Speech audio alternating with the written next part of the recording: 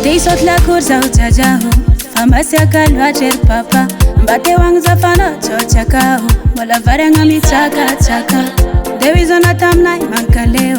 Anoko famande milibwaka Zamabuzo chola sanzareo Kola sanula na tita fabwaka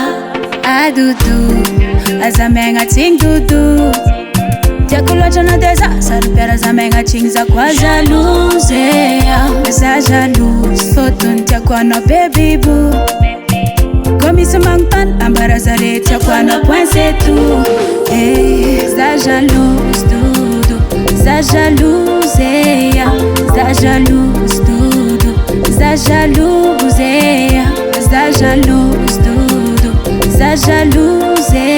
Tiakulwacha na deza Sarupera zamenga ching za kwa jalouze Azamera na solo za papa Kavela mina kunza ho Mamarisa kanga fafok fanina ho Tiak chimta di African no Fotun fasambara kwano Fananga kwano Tia fangaru kwano Tia buza kara kara Fasambara kwano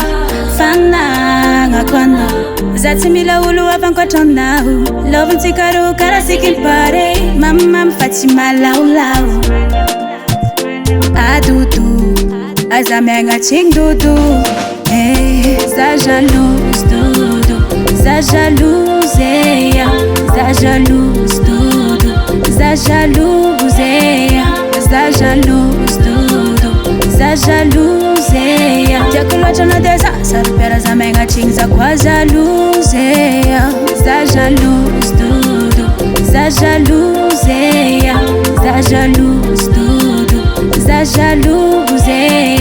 Za jalouse dudu Za jalouse Tiakulwacha na deza Sarupera zamenga ching za kwa jalouze